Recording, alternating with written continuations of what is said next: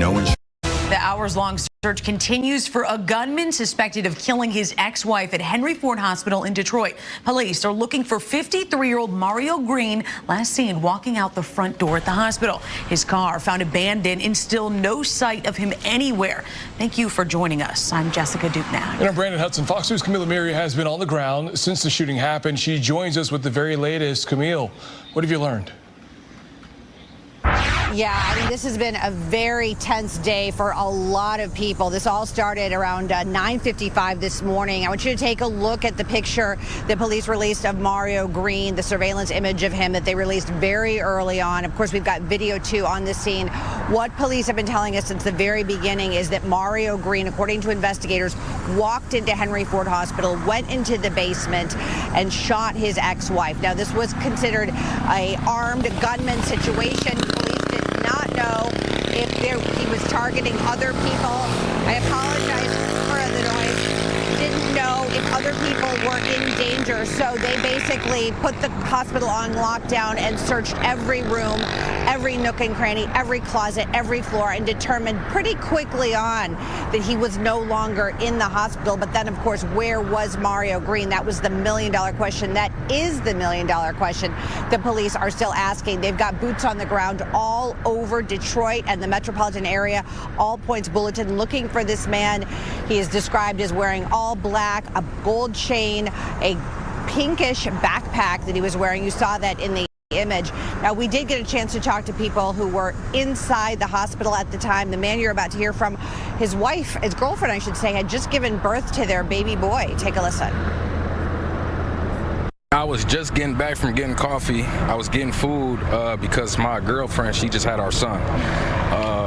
As I was walking to get on the elevator to go to the maternity unit, I just heard a bunch of people screaming. At the time, I didn't know it was an active shooter. I just knew it was a bunch of screaming going on. So I didn't know what really was going on until I actually turned the news on in the room. I went to the window to look to see what was going on, and I just seen a bunch of police running in here. And then I seen a couple of them, they had, like, you know, the AKs and the guns, and they were running in and out. And Henry Ford releasing a very lengthy statement saying in part that at Henry Ford Health, we are family. We are devastated by the loss of our Henry Ford Hospital teammate, and our hearts go out to her loved ones, her family, friends, and the people she worked with every day. Police have confirmed this was a targeted and domestic attack. At this time, all questions regarding what occurred should be directed to the Detroit Police Department. We are cooperating fully with the investigation as they conduct, and we are conducting our own internal investigation as well. Now, right now, police at the hospital not releasing the name of the woman, but we have learned that she worked in the housekeeping division of the hospital. Coming up at 6 o'clock, you'll hear from one of her coworkers who is absolutely devastated. Reporting live, Camille Amiri, Fox 2 News. Camille, that is a lot to take in. One of my first questions, though, is how could someone get into the hospital with a weapon like this? Is there any indication about security protocol that may have been breached here?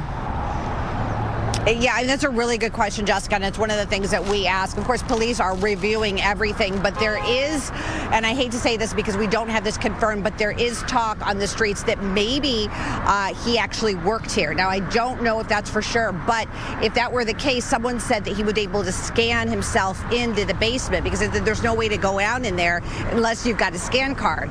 So that could be a piece of the puzzle, but of course, that's not confirmed. That's speculation, but it is important to point out because you and I both know that when you go to the hospital, you have to go through security and guns are not allowed. So how did he get that gun? Was he able in? Was he able to circumvent somehow? Because did he have security clearance in this hospital? A lot of unanswered questions, but police right now trying to figure out exactly where he is. And I know Hillary Goldston, our colleague, has more on that, but for now I'm going to send it back to you.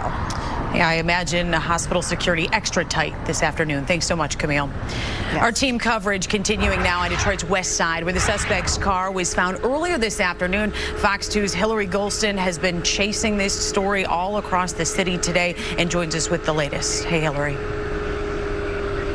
You know, this is just such a wild situation. Of course, police searching so many areas, and they're having to be very careful about what it is that they see. Obviously, when you have these kind of situations, the most important thing is that police can conduct their investigation. Now, we were outside of what we believe is Mario's home on the west side of Detroit. We're not divulging what that location is because undercover officers came up to us and said push back. So we know that they're looking at places where he might potentially return to. Now, we are outside of where that vehicle was found, towed away probably around 3:30 or so this afternoon after evidence techs came and took some shots of the vehicle. But we were able to speak to the man who lives right next door, look at his surveillance video, and he gave it to us, and we're going to be showing it to you now. This is so frightening for the people who live here, especially him. Imagine if I'd have been sitting on my porch this morning when he pulled up right here. Me not knowing anything, he could have got out of his car armed and forced me into my house. You know, so it's very, very, very scary. Right next door to this man's house, a white Dodge Charger towed away Friday afternoon on Trojan near Losser, not far from 8 Mile. It's believed to be Mario Green's getaway car. The camera on the side of the house caught a bit of the vehicle, and then you see the police descending on this area. A K-9 sniffing things out. Police say Green is wanted for a heinous crime. It's alleged he shot and killed his ex-wife in the basement of Henry Ford Hospital after they had words, then left, walking out the front door. Our search of records shows Mario Green's criminal record began in the early 2000s, aggravated stalking, several years later arson, leading to a prison sentence that lasted several years. We see in 2018 failing to pay child support. We also see charges for domestic violence and property destruction. The case dropped. Investigators tracking down multiple leads, investigating here, several blocks from where the car was found. I hope it's just that they get this guy because, as I said, you know, we can't even sit outside. You know, we don't know what's going on. We don't know who's coming up and down the street. Yeah, so as you can see, a lot of fear with the neighbors who live in this area. It is just so troubling, obviously, for the people who wonder whether or not he might be in their backyard, might be walking down the street where they're walking their dogs or their children might be playing. So we know investigators are working hard at this point to try to get this suspect into custody. And of course, we're staying on it for now. We're live in Detroit on the west side. I'm Hillary Golston, Fox 2 News. Hillary, great job getting information on that suspect as well as getting that surveillance video. Can you give us a sense of if police are going to be, you know, a much larger presence in that area until they catch this guy? Yeah, I mean, we have seen, of course, Detroit police, Michigan State Police, ATF said on social media that they were a part of this investigation. I talked to retired brass with Detroit police, and they say likely they're going to be running the ballistic information through NIBIN. So this is clearly a multi-jurisdictional sort of effort. And obviously, they're going to do whatever they can to get this guy into custody. We have to just say, though, very, very important. If you do see him or know where he is, don't try to approach him. He is armed and dangerous. Call 911 immediately. Brandon? Yeah, a lot of people hoping for peace of mind as we head into the weekend. Hillary, we appreciate it. Thank you. And now we want to turn our focus to the victim. As you can imagine, Latricia Green's family, friends, and coworkers are simply devastated. Her family sharing photos with us tonight. Our team coverage continues now with 7 News Detroit reporter Ruta Alsanaida live with more from employees who hid in fear and coworkers who say they'll never forget their friend. Ruta. Yeah, you guys, clearly just an emotional day for those that knew and loved Latricia Green, but also for the employees that were inside the hospital when those shots rang out, who had to run, hide, and pray that they weren't next. It was horrible. It was the most horrible feeling because when you're in a room and they tell you can't leave and it's somebody shooting, you just don't know. and your life just started flashing, in front of your eyes. So to say Tashina Stevens was shaken up after the deadly shooting inside her workplace Friday morning would be an understatement. Was your shift already over, or are you leaving early? I'm leaving early. I need to get out of here. No, this scared me too bad. It just traumatized me too much. No. 53-year-old Mario Green allegedly shot and killed his ex-wife in the basement of Henry Ford Hospital just off West Grand Boulevard before taking off. Latricia worked at the hospital and was on shift that day. Those that knew and worked side by side with her are absolutely devastated by the news. She loved God. She focused on getting money and taking care of her family. Lord Jesus Christ, she was an amazing person. Henry Ford Hospital was on lockdown for about an hour after the shots rang out before opening back up to patients and visitors. Streets were closed as the manhunt continued for the suspect throughout the afternoon, but staff inside the building say there was a lot of fear and confusion. They were walking with their guns, like with their hands on it, looking for this person.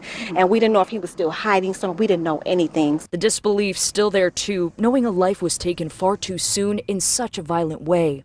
She never did nothing to nobody. She was a nice, generous person. She was magnificent. She was more than a friend. She was a mother. She was a wife. She did her job. These employees now just hoping to heal and recover from such a terrifying day at work. I cannot believe this. Okay, I cannot believe this. Yeah, clearly emotions still running high, and the employees that are still trickling out of the hospital say they plan on hugging their loved ones just a bit tighter tonight. On the city's west side, I'm Ruta Olsinaida, 7 News Detroit. Powerful reporting. Our hearts go out to all those affected there. All of us feeling their shock and fear. Ruta, thank you. Yellow crime scene tape marks the Cameron Park home belonging to a CAL FIRE captain now accused of 2 murders. Investigators searched for clues as to why 47-year-old Darren McFarland, who is accused of killing the woman he was involved with and a boy under the age of 18. Deputies found the victims around 9 Thursday night after someone called 911 reporting the shootings. Life-saving measures were attempted on both, but the adult was unfortunately deceased, pronounced there at the scene. Sergeant Kyle Parker says medics rushed the boy to the hospital, but he also died. They're unclear of his relationship to the couple. The suspect and the adult victim were in a domestic relationship. Now, how that defines out as far as, married or dating, I don't know at this time. The home where the shootings took place is tucked away on quiet Oakwood Road in Cameron Park. Neighbors tell me they didn't hear any gunshots Thursday night. And one neighbor says she actually saw McFarland in the morning and they waved hello to each other like they always do. And she says she was shocked to learn of the violence that took place inside of the home hours after their morning greeting. Deputies followed clues they found at the home, which they say led them to McFarland in Mono County near the Nevada border around midnight. Parker says McFarland did not resist arrest. I believe it was just kind of on based information from the reporting party, and then also to kind of what they found on scene for those initial deputies kind of responding. Also discovered inside the home, another person under the age of 18, safe and unharmed. Parker doesn't know how this child is connected or if they called 911. For now, detectives search for a motive while McFarland sits in jail, held without bond. In Cameron Park, Michelle Bandur, KCRA 3 News. Now, we did reach out to CAL FIRE, and they say that they're monitoring the situation closely and then referred us to the El Dorado County Sheriff's Office for information. Underway to take another look at the evidence in a case of a man convicted and sentenced to live out the rest of his days at Angola for murdering a Baton Rouge police officer. His defense lawyers and even LSU coach Dale Brown are raising questions about whether prosecutors actually convicted the right man. Our chief investigator Chris Nakamoto has spent several weeks digging into the case and the calls being made for the courts to take another look. Good evening, Chris. Well, good evening, Liz. LSU basketball coach Dale Brown believes Kermit Parker is the most innocent man at Angola. Brown met him years ago when he brought the team to the state pen. Tonight, that convict is pushing for a higher court to review his case file, as his new lawyer says the decades-old conviction is raising questions. Sergeant Warren Broussard was a beloved member of the Baton Rouge Police Department when he was gunned down, shot twice, and killed in June of 1988 near Goodwood home sites. This woman vividly recalled seeing 3 suspects on the scene. I heard a shot, and I turned around. The cop had fallen in the street, and I went. All 3 of them started running. 2 of them kept running on down the street. One of them turned around and went back, and he picked up 4 objects. She recalled what happened next as helicopters flew overhead and officers swarmed the street. And I had gone and turned the corner and had stopped. And he come running across here, and he came up to the side of my car, and he put a gun in my face and said, "Move over." And I just looked at him. And he grabbed my door and opened it, and in the meantime, I just stepped on the gas and kept going, and he looked real startled. Initially, Baton Rouge police arrested a man by the name of Michael Carter. Carter provided this statement saying that he shot Broussard, but those charges were dismissed about a year later when Carter retained a lawyer who questioned the interrogation techniques. From there, police turned their attention to another man named Kermit Parker. This is the strongest post-conviction relief I've ever worked on. Aubrey Harris is now representing Kermit Parker. In this recent filing to the state Supreme Court, Harris argues that new evidence in the case requires that the court give it a second look. And in addition to this new evidence, the filing also highlights that the murder weapon has never been recovered, and that while the man first accused in the killing, Michael Carter, had gunshot residue on his hands, Kermit Parker had none. It's so many pieces of evidence. It's all the pieces of the puzzle are coming together, and it just so clearly indicates that he not only didn't do it, but also that the DA's office hid evidence from the defense to keep him from getting a full trial at the time and after his conviction. That's a really strong allegation to say the DA's office hid this evidence. How do you know that?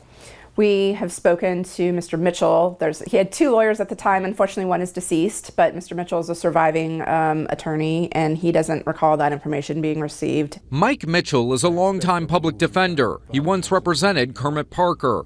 Although he would not do an interview for our report, Mitchell signed this affidavit in 2022 confirming the DA's office at that time withheld information from him that he believes would have been helpful. Among that evidence obtained by the I-Team is this letter from the FBI, telling the district attorney's office back in 2008 it could no longer substantiate the testimony their agent gave at Kermit Parker's trial about bullets used in the case. That letter was written by the feds 16 years after Parker's conviction. The FBI sent that information to the Innocence Project. The I-Team has spent months looking into this case and weeks combing through boxes of trial transcripts. Documents we found detailed the issue of gunpowder residue, with Michael Carter having it on his hands, but none found on Kermit Parker. And case records say this polygraph test shows when Michael Carter was asked if he shot the officer, he said no, and the polygraph examiner believed Carter was lying. Mitchell, the public defender, said he was not given the results of that polygraph test, and he believes the FBI testimony about the bullet carried significant weight in the jury's decision to convict Parker.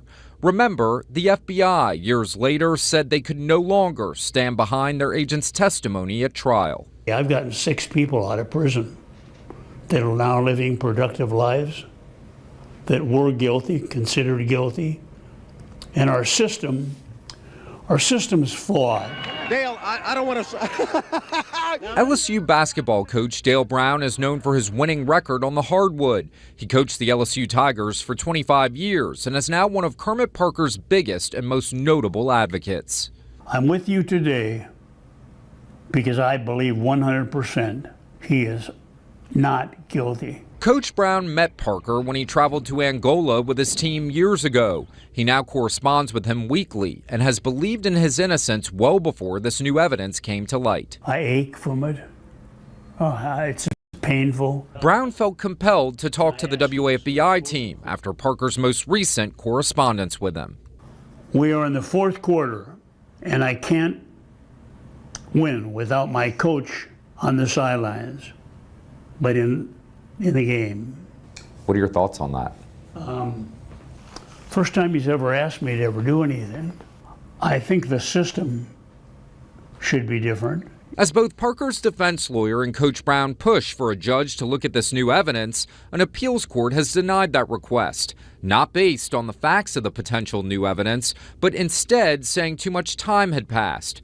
Now his lawyer has taken their fight to the state Supreme Court. He initially was granted an evidentiary hearing that was taken up to the Supreme Court. The Supreme Court sent it back to the trial court, and they said, we don't think he's factually innocent, but we are not sure about the ruling on the procedural arguments, and asked the trial court to rule on the procedural arguments.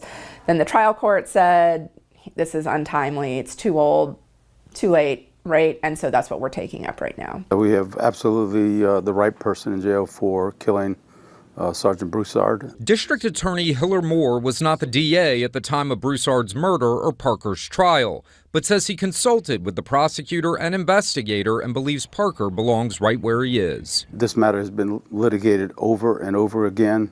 I know that they're claiming new evidence. This evidence has been around forever, and the appellate courts and Supreme Court has already ruled on these matters, and I think this conviction is final. Moore said his office will fight any attempt to set Parker free. You were not the DA at the time, but it seems like a lot of the people who came and testified against Kermit Parker, their stories changed. Their stories changed from the time that they were initially questioned by detectives, and then their stories changed at trial. How big of a problem is that when you have somebody that's telling two different stories, and then how do you believe which story is the truth? We're talking about 37 years ago, and then put yourself in today's world. We have the same thing that happens every day. In every case that we have, testimony is never the same. Statements are never exactly the same. It's just the nature of things. With all of this new information, Parker's lawyer and others believe justice should warrant a secondary review. Obviously, Sergeant Broussard's death is a horrible tragedy, and my heart sincerely goes out to his family and all the people that he loved. But it's not right to just lock up an innocent man, a man who didn't do it, and throw away the key and then just say we're not going to look at it because the case is old. Michael Carter, who was initially charged with Broussard's murder, is now almost 60 years old. In the past 10 years, records show he has multiple arrests with a conviction for illegal carrying of weapons. He currently has felony aggravated assault with firearms charges pending and is due in court in September. We did reach out to Warren Broussard's widow, but she declined to comment for this story.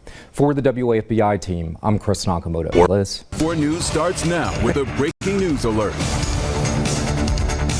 Chaotic, frightening, and tragic moments at Henry Ford Hospital in Detroit. Police swarmed the campus this morning after a hospital employee was shot and killed. Right now, a manhunt for the victim's ex-husband, whom police believe is the shooter. His car found abandoned in northwest Detroit, but the search continues for this man. He is Mario Green. Here's a closer look at Green. He is 53 years old. He's 6'4", and he is considered armed and dangerous. If you see him, do not approach him, according to law enforcement. Call 911, call Detroit Police or Crime Stoppers at 1-800-SPEAK-UP. Police believe Green entered the hospital's basement and at about 10 this morning and fired multiple shots, killing his ex-wife. We've been able to confirm his ex-wife's name. Her name is Latricia Green Brown. Henry Ford Health put out a statement which reads in part, quote, "We are devastated by the loss of our Henry Ford Hospital teammate, and our hearts go out to her loved ones, her family, friends, and the people she worked with every day. Police have confirmed this was a targeted act of domestic violence." In a separate statement, a spokesperson said this, quote, "We have a comprehensive security plan in place that includes metal detectors at the emergency department and an on-site police force. We consistently strive to ensure our facilities are safe and our processes and procedures prioritize security. An internal investigation into this tragic incident is underway," end quote. They also clarified to us that the basement is an area of the hospital that does not require a badge for entry. Lauren Kostick has been following this manhunt for Mario Green all day while also looking into his background. Lauren joins us live. Lauren, what did you find and where do things stand right now in this search?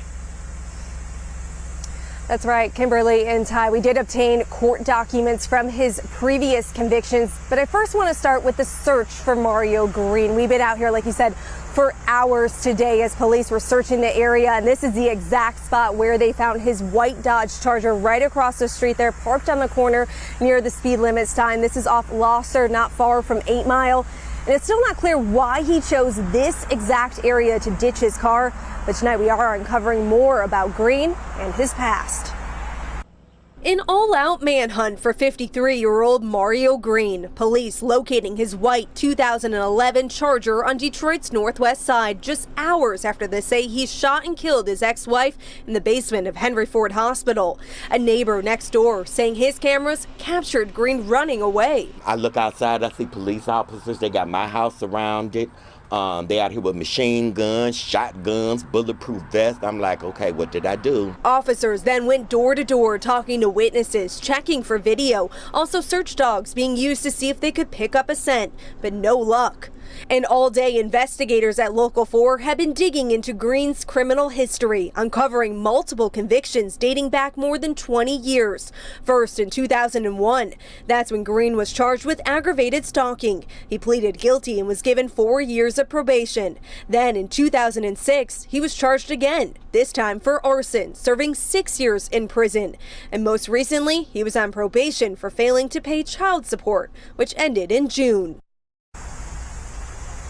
We also confirmed with Detroit police that the victim did have a valid personal protection order, but it was not served yet, and it's not clear when it was filed. Again, we just confirmed that with Detroit police. Still so many questions tonight, but we know the main thing that law enforcement that they're focused on is finding Mario Green. Live tonight on the northwest side, Lauren Kostick, Local 4. Really scary that he's still on the run. Lauren, I'm wondering, have you seen any police recently in the area searching since you've been there?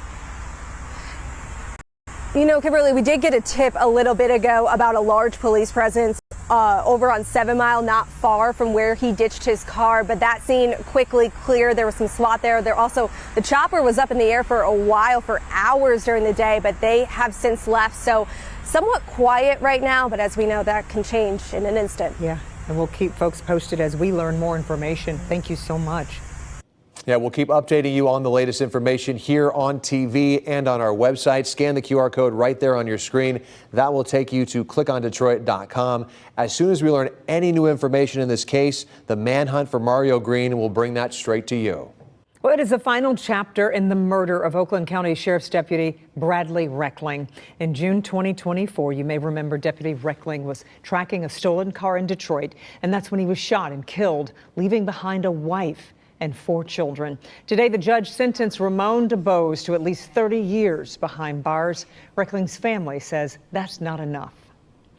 If it was your spouse, if it was the father of your children, if it was your everything who had been deliberately murdered, what would you consider an appropriate sentence for the person that made that choice? And I guarantee that whatever side you're on, everybody would say nothing short of life. DeBose pleaded guilty to first-degree murder in July. That decision influenced today's sentencing. 2 other teens are also serving time for their roles in Deputy Reckling's death. The search for a missing Rockwood man has come to a tragic end. Deputies found the body of 22-year-old Jacob Tyler Angelus in a wooded area of Crawford County late Thursday night. He was last seen on August 16th at the Renaissance Festival in Groveland Township with his mother. Security cameras later tracked his vehicle to Saginaw. His body was found after someone saw his Jeep Commander in a remote area of Crawford County. Investigators say foul play is not suspected in this. An autopsy, though, is pending. The American Academy of Pediatrics has been giving vaccine recommendations and publishing its own vaccine schedule for nearly 100 years. That's right, but it has not traditionally diverged from federal recommendations. That is, until now. The organization and the CDC have issued different guidelines for kids and the COVID vaccine. The American Academy of Pediatrics, or AAP, issuing new guidance on COVID-19 vaccines for children. Dr. Susan Cressley is the president. At the Academy, we always start with what is in the best interest of the health of children. The AAP is recommending all children ages 6 months through 23 months should receive a COVID-19 vaccine unless they're allergic to it. A single dose after the age of 2 is also recommended if they fall into certain risk groups. Pediatricians around the country stand ready to do whatever is needed to keep our children safe. The CDC guidance says the COVID-19 vaccine for healthy children ages 6 months to 17 years should be, quote, based on shared clinical decision making. If the pediatricians are saying one thing, but our health secretary is saying another, these are real challenges that we are facing right now. And I have a feeling they're going to negatively impact vaccination rates for this fall. Many public health experts are concerned the conflict will also affect the number of kids being vaccinated for other diseases, including measles. We can't undervalue how important vaccines have been. If we're not careful, we may be rolling back the clock in a harmful way, leaving parents with a little more homework. It's okay to hesitate and ask questions. Let's get you all the information you need in order to make the right choice for you and your family. And other changes may impact access to COVID vaccines this fall. The FDA says it may limit future COVID shots to older people and those who are at high risk for serious infection, and may not renew authorization for Pfizer's COVID vaccine for children under the age of 5. Kids are getting ready to head back to school, and a Warren police officer is going beyond the call of duty to give back to his community in a very personal way. He's hosting a school supplies drive for kids because he knows what it's like to grow up without. And I'm in a position now to where I can give back and help out and help ease that burden. Bryce Moon's story hits close to home. Growing up with a single mom and 2 other brothers, he remembers times when even the simplest school supplies were hard to come by. I knew what it took for my mom, the stress it put on my mom to get 3 boys ready for school each year. Now a police officer for 7 years, his daily duties go far beyond enforcing laws. It's also about making a difference in people's lives. That's why on Sunday, Moon is giving back to the community by hosting a back-to-school event with Warren Police, where people can come to Fitzgerald High School and donate school supplies. This is just another example of an officer seeing a need, reacting and making it his own. And we're so happy to be a part of it with him. They're asking for backpacks and the stuff that fits inside. You gotta have so many notebooks, pencils, pens, markers, crayons, glue sticks. While having the right supplies is essential, Moon also knows the importance of feeling confident on day one. I think it's important for kids to go back to school with a fresh look. That gives them the confidence to start the year on a good note. The event is also offering free haircuts for boys and girls, an expense that can really add up. It's hard for everybody right now. We're in a position where, everybody's struggling. Everything's up in price-wise. Gas, groceries, school supplies, school uniforms.